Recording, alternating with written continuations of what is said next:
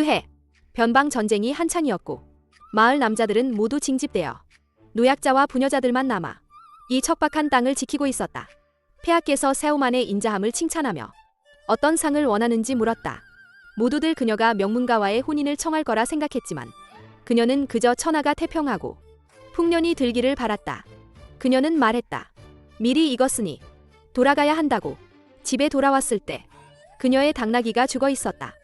새 당나귀를 사러 가려던 참에 길에서 피투성이가 된 남자를 만났다.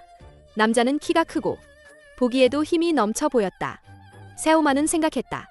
이건 당나귀보다 훨씬 낫겠네. 그녀는 온 힘을 다해 그를 집으로 데려왔다. 할머니는 귀가 어둡고 정신도 오락가락했다. 할머니는 마당에서 죽은 당나귀를 찾았고 새우마는 큰 소리로 말했다. 당나귀는 이미 죽었다고. 할머니는 말했다. 죽은 할아버지와 상의해야 한다고. 할아버지는 돌아가신 지 10년이 넘었는데 새우마는 더 이상 말을 이을 수 없었다. 새우마는 남자에게 새 이름을 지어주었다. 성은 리. 할머니는 말했다. 이 튼실한 몸 좀 봐. 집 당나귀는 이제 좀 쉬어도 되겠다고 생각했다. 남자는 아파서 피를 한 모금 토했다. 새우마는 그가 새로 만든 소미불을 더럽힐까 봐 걱정했다. 걸레는 비록 냄새났지만 이불을 더럽히는 것보단 나았다. 할머니는 남자의 손목을 가리키며 말했다. 입덧을 하는 것 같다고. 적어도 2달은 됐다고. 남자는 그 말을 듣고 숨이 넘어갈 뻔했다. 새끼 벤 당나귀는 쓸모없다고 말했다. 새우마는 부엌에서 죽을 데우며 집에 남은 식량을 계산했다. 주워온 남자의 몸보신을 시켜줄 생각이었다. 그 남자가 빨리 일할 수 있기를 바랐다. 새우마는 남자에게 밥 먹으러 오라고 불렀다. 그는 이틀 밤낮을 잤으니 정말 배가 고팠다. 새우마는 그의 밥그릇에 삶은 달걀 하나를 더 넣어주며 어느 마을 사람이냐고 물었다. 그는 고개를 저으며 모른다고 했다. 이름이 뭐냐고 물었지만 그는 여전히 몰랐다. 물어봐도 아무것도 모르는 바보였다. 새우마는 그가 바보라고 생각했다. 바보가 좋지. 바보가 최고야. 바보는 말 잘 듣고 일도 잘하잖아. 그녀가 말했다. 널 구했으니 남아서 일해야지. 새우만이 말했다. 이게 바로 은혜 갚는 거야. 이 정체 모를 사람은 그렇게 눌러앉게 되었다. 그녀는 그를 다리라고 불렀고 남자도 그 이름을 받아들였다. 올해 농사는 희망이 보이는 듯했다. 다리는 농부처럼 일하기 시작했다. 새우만은 이제야 좀 살만하다고 느꼈다. 그는 과거를 기억하지 못했지만 이곳의 흙냄새는 그를 편안하게 했다. 그녀는 이 남자를 구한 것을 후회한 적이 없었다. 할머니는 여전히 이놈의 당나귀를 잘 샀다고 생각했다. 마을의 장정들은 모두 끌려갔고 남은 건 땅을 지키는 여자들 뿐이었다. 내가 다리를 데려오기 전까지는 말이다. 그는 말이 없었지만 온몸에 힘이 넘쳤다. 밭이라는 그의 모습은 마을의 유일한 구경거리가 되었다. 구경은 구경이고 구경값은 받아야지. 계란 3개에 한참을 구경하니 이 장사는 손해볼 게 없었다. 이 흉년에 뭔가 바라는 간 큰 여자들도 있었다. 하지만 그는 돌멩이 같아서 차갑고 단단했다. 밥 먹어야지. 더 구경하면 2배로 받을 거야. 남들의 시끌벅적함은 남의 것이고 내 삶은 내 것이지. 그는 하루에 10마디도 채 안 하고 황소처럼 묵묵했어. 내가 말했지. 당신은 쉬어. 남은 밭은 내가 할게. 이 밀은 빨리 익어서 사람을 기다려주지 않아. 그는 늘 소리 없이 내 뒤에 나타나서 마치 이 모든 일이 원래부터 그가 해야 할 일인 것처럼 다리. 황소처럼 듬직한 다리. 기와 집 짓고 좋은 아내 맞이하렴. 가을 거지가 끝나면 그냥 보내줘야지. 그를 붙잡아두면 결국 죽으러 가는 꼴이 될 거야. 우리 아버지가 돌아가신 해에도 이런 가을이었어. 새어머니는 말했지. 남자가 없으면 이 삶을 버틸 수 없다고. 오빠가 떠날 때 말했어. 아버지를 찾아오겠다고. 3년이 또 3년이 되고 마을 사람들은 눈물이 마르도록 기다렸지. 나중에 당나귀도 죽고 집에는 나와 할머니만 남았어. 내가 버텨야 해. 밭만 있으면 목숨은 붙어있는 거니까. 한 바퀴 또 한 바퀴 멈출 수 없어. 안 힘들어. 하나도 안 힘들어. 그는 내가 떨어뜨릴 뻔한 짐을 항상 받아줬어. 그가 말했어. 얘 기다리지 않았냐고. 누가 하든 똑같지 않아? 다 살려고 하는 일인데. 바람이 불어. 곡식 까불기 딱 좋은 때지. 황금비. 풍년이 또 한 해 찾아왔네. 쌀로 바꾸고 천으로 바꾸고 연지 사서 아가씨에게 선물해야지. 이 비가 계속 내린다면 얼마나 좋을까. 그가 날 보는 눈빛은 그가 도망병이 아니라는 느낌을 항상 줬어. 이 순간만큼은 전쟁이 우리와 아주 멀리 떨어진 것 같았어. 일을 다 마치고 나니 벌써 밤이 깊었어. 정말 무겁네. 이건 온 가족의 목숨이야. 그는 힘이 넘쳐나는 것 같았고 또 뭔가 속죄하려는 것 같기도 했어. 넌 대체 어디서 온 거야? 그는 말했어. 아무것도 모른다고. 바보 오빠. 타오화 언니 예쁘지 않아? 그녀는 우리 오빠의 예비 형수님이야. 우리 오빠를 오랫동안 기다렸어. 우리 오빠는 돌아올 수 없어. 그녀는 더 이상 기다려선 안 됐다. 아내를 원해? 내가 소개해 줄게. 그는 딱 한마디만 했다. 미안하다. 뭐가 미안하다는 거야? 원하지 않는다는 건가? 아니면 해줄 수 없다는 건가? 그는 정말 빨리도 갔다. 내가 붙잡을 수 없을 만큼 다리는 얹지 않는다고 생각했다. 가을거지가 막 끝났지만 세오마는 늘 한 가지를 마음에 두고 있었다. 그녀는 다리와 생명의 은인 타오화를 맺어주고 싶었다. 그것이 가장 좋은 결말이라고 생각했다. 하지만 다리의 표정은 점점 어두워졌다. 마치 알 수 없는 허를 사귀는 듯했다. 그는 협박하듯 말했다. 만약 다시 그런 말을 꺼낸다면 당장 떠나겠다고. 세오마는 억울했다. 분명 좋은 마음이었는데 그는 은혜를 모르는 사람 같았다. 밥을 먹을 때 세오마는 할머니에게 다류를 고자질했다. 할머니는 귀가 어두워. 가출을. 출가로. 잘못 들었다. 할머니는 발을 동동 구르며 세오만이 못생겨서 그 사람을 출가하게 만들었다고 했다. 다리는 어쩔 줄 몰라 했다. 이 엉뚱한 대화가 어찌어찌 말이 통했다. 할머니는 말할수록 화가 나셨고 젓가락을 들고 이 사람 가리는 손녀 사이를 혼내려 했다. 소동은 혼란 속에서 마무리되었고 식탁에는 다시 침묵이 흘렀다. 그가 갑자기 물었다. 그 사람이 그렇게 좋으면 애 다른 사람한테 주려고 해? 이 한마디에 세오마는 마음이 복잡해져 어떻게 대답해야 할지 몰랐다. 밤이 깊어지고 다리는 홀로 마당에 앉아 달을 보며 생각에 잠겼다. 세오마는 그의 옆으로 다가가 부드러운 목소리로 정말 화났는지 물었다. 그의 차가운 표정이 무섭다고 투덜거렸다. 다류의 표정은 부드러워졌다. 그녀는 다류에게 말했다. 자신의 목숨은 타오화 언니가 구해준 것이라고. 13살 때 물에 빠졌는데 사람들은 명예만 따지고 있을 때 타오화 언니가 물에 뛰어들어 가냘픈 몸으로 자신을 지켜줬다고. 그 순간 타오화 언니는 놀랍도록 아름다웠고 누구보다 용감했다. 3년이 지났지만 오빠는 돌아오지 않았고 타오화 언니는 3년을 기다렸다. 타오화는 오빠가 돌아와 결혼해 주기를 기다리겠다고 했지만 누가 봐도 수절과부나 다름없었다. 타오화 언니는 정말 좋은 사람인데 행복해야 마땅한데 그녀는 무릎에 얼굴을 묻고 울기 시작했다. 울음을 멈출 수가 없었다. 따뜻하고 넓은 손이 그녀의 등을 가볍게 토닥였다. 계속해서 다리는 서투르게 울지 말라고 말했다. 하지만 그녀는 기어코 울었다. 고개를 들고 붉어진 눈으로 그를 노려봤다. 다리는 꽤 난감해했다. 손등으로 그녀의 눈물을 닦아주었다. 천천히 그녀를 품에 안았다. 그녀는 울다가 머리가 어지러웠다. 그저 그의 가슴에 기대어 그가 너무 딱딱하다고 투덜거렸다.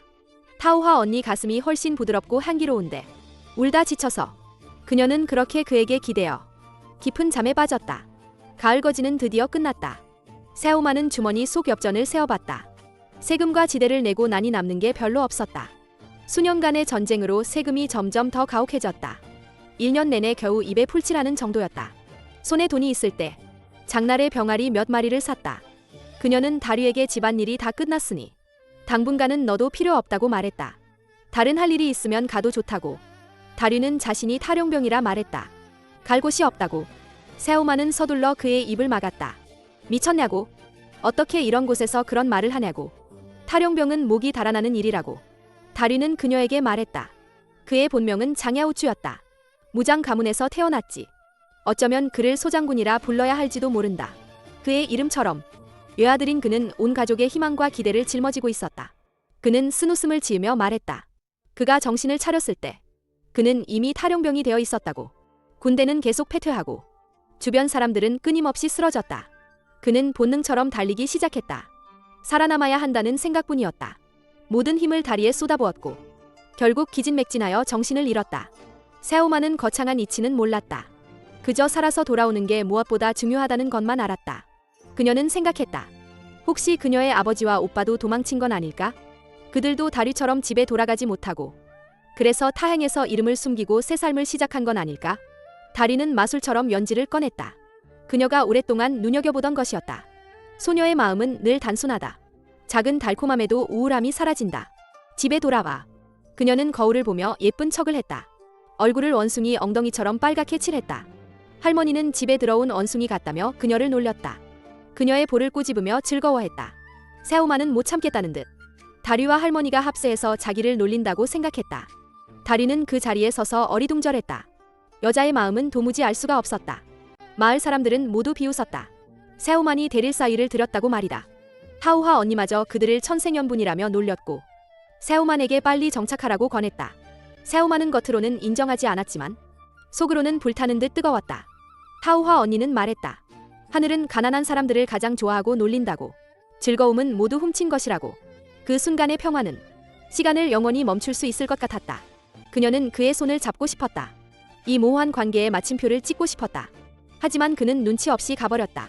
그녀는 허망하게 놓쳤다. 잡지 못한 이 손은 그녀 평생의 한이 되었다. 그녀는 아직 겨울새 옷을 건네주지도 못했는데 병고가 닥쳤다. 다류의 신복이 그를 찾아왔고 짧았던 평화는 깨졌다. 그는 결국 장야우쭈였다. 어깨에는 장씨 가문의 영육이 짊어져 있었다. 그녀는 뒤돌아볼 엄두도 내지 못했다. 뒤돌아보면 그를 보내지 못할까 봐 두려웠다. 그는 기약 없는 약속을 남겼다. 꼭 돌아와서 그녀와 결혼하겠다고 말했다. 새우마는 기다리지 않겠다고 소리쳤다. 타우화 언니처럼 헛된 것을 기다리고 싶지 않았다. 그녀는 문을 쾅 닫았다. 그 감정마저 완전히 차단해버렸다. 그는 떠났다. 이루지 못한 약속을 안고서 난세 속으로 사라졌다. 그녀는 평생 흘릴 눈물을 오늘 다 쏟아내기로 했다. 다음 날 그녀는 눈물을 닦아내고 그 이름은 다시는 입에 올리지 않았다. 그녀는 살아야 했다. 이 혼란스러운 시기에 슬퍼할 겨를이 없었다. 그녀는 가진 모든 돈을 챙겨 시끌벅적한 장터로 향했다. 그녀는 당나귀 한 마리를 사기로 결심했다. 홀로 이태로운 집안을 지탱하기 위해서였다. 그의 밀은 아직 익지도 않았는데 전쟁의 불길이 먼저 집을 태웠다. 군대는 패주하고 도적대가 들끓었다. 우리는 도망치는 것 외에는 아무것도 할 수 없었다. 할머니는 그 겨울을 넘기지 못하고 피난길에서 조용히 돌아가셨다. 나는 비석 하나 세워드리지 못하고 대충 묻어드릴 수밖에 없었다. 예쁜 타우화 언니도 납치당했다. 나는 필사적으로 그녀를 붙잡으려 했지만 돌아온 건 피투성이 몸과 점점 멀어지는 타우화 언니의 절망적인 울부짖음뿐이었다.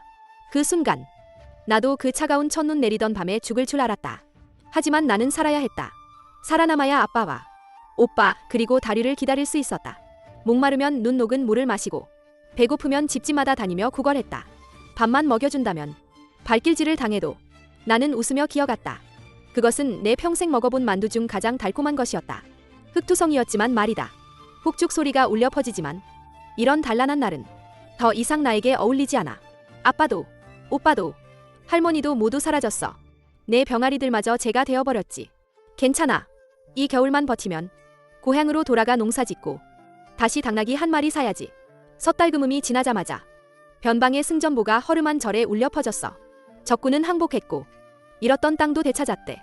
집으로 돌아가야 해. 집으로. 고향이 텅 빈 마을이 되었을지라도 그곳에는 나를 기다리는 사람이 있을 거야. 상서로운 눈은 풍년을 알리니 올해는 분명 풍년이 들 거야. 다리는 기다리지 못했지만 죽을 고비를 넘긴 오빠가 돌아왔어. 오빠는 타우화가 어디 있냐고 물었지만 나는 입을 벙긋거릴 뿐 아무 말도 할 수 없었어. 오빠는 타우화에게 미안하다고 했어. 하지만 큰 나라가 지켜지지 않으면 어찌 작은 가정이 있겠어? 오빠는 밤새 잠 못 이루고 마당의 돌 의자에 앉아 밤새 생각했어. 루청으로 타우화를 찾아가겠다고 말했지. 새우만도 함께 가고 싶었지만 자신의 밭을 버릴 수 없었어. 봄 파종 끝나면 루청으로 그를 찾아가겠다고 했다. 오빠는 고개를 끄덕였다. 떠나기 전에 집안의 힘든 일들을 다 해놓고 짐을 챙겨 루청으로 떠났다. 나는 두 달을 기다렸다. 밀밭이 푸르게 물들었는데도 그들은 돌아오지 않았다. 오빠가 걱정되었고 끊어지지 않는 그 인연을 놓을 수 없었다. 찻집에서는 이 풍당당한 장 장군에 대한 이야기가 한창이었다. 장야우쭈. 이 이름은 평생 잊지 못할 것이다. 그가 공주와 결혼한다고 했다. 나는 총애를 다투러 온 게 아니다. 나는 당나귀 한 마리를 사러 온 것이다. 나는 친척을 찾아왔다고 했다. 당신네 어르신과 꽤 아는 사이라고. 하인은 비웃으며 뒷문으로 가보라고 했다. 높은 집안은 문지기 개조차 농사꾼을 깔본다. 뒷문에 하인이 들어가 보고했고 반 시즌쯤 지나 한 아가씨가 나왔다. 나를 데리고 들어가 둘째 마님을 뵙게 했다. 둘째 마님은 나를 위아래로 훑어보았다. 장군께서는 목숨을 구해준 이런 사소한 일은 언급한 적이 없다고 했다. 마치 내가 우스운 사람인 것처럼. 은자 20행. 농사꾼이 집을 짓고 아내를 맞이하기에 충분한 돈이었다. 나는 고맙다고 했다. 이제 빚은 없는 셈이다. 나는 원래 이곳에 속한 사람이 아니었다. 당나귀가 생겼으니 고향으로 돌아갈 날만 기다리고 있었는데, 그런데 몇 걸음 못 가서 그 큰 말 위에 탄 옌수랑 딱 마주쳤지. 얼굴은 새파랗게 질려 있었지만 눈빛에는 금방이라도 터져 나올 것 같은 서러움이 감춰져 있었어. 자기는 내가 죽은 줄 알았대. 목소리는 아이처럼 떨리고 있었지. 다 큰 사람이 길거리에서 콧물까지 흘리며 울고 있으니 창피한 줄도 모르나 봐. 오빠가 뒤따라왔을 때 장야우추는 대뜸 처남이라고 불렀어. 오빠가 자기 여동생을 자기한테 시집 보내지 않을까 봐. 내 뒷조사를 싹 다 했더라고. 나는 그에게 말했어. 우리는 어울리지 않는다고. 이건 홧김에 하는 말이 아니라 진심이라고. 나는 모래땅, 붉은 흙, 검은 흙 각각 다른 작물을 심어야 한다고 말했어. 그런데 그는 굳이 밀을 심기에 부적합한 땅에 밀을 심으려 했지. 밀은 살 수 없을 거야. 무는 문길이, 나무는 나무길이라는 말이 바로 이런 뜻이야. 장야우추가 좋아하는 건 들판을 자유롭게 뛰어다니며 마음껏 웃는 아가씨야. 마음에 안 들면 허리에 손 얹고 따지는 제멋대로인 소녀고, 밭에서 소박하게 일하는 시골 아가씨지. 그런 나를 깊은 저택에 가두고 어색한 규율을 배우게 해서 땅과 자유를 잃은 새우마는 더 이상 장야우추의 연인이 아닐 거야. 장씨 가문은 훌륭해. 내가 싫어하는 게 아니야. 하지만 나는 장 부인이 될 수 없어. 이 모든 건 자기 것이 아니었다. 분명 장야우추를 거절했는데도 그는 뻔뻔하게도 찾아왔다. 그를 문전박대할 수 없었다. 사실 가을거지 할 일이 너무 많아서였다. 돈 안 드는 일꾼인데 안 쓰면 손해지.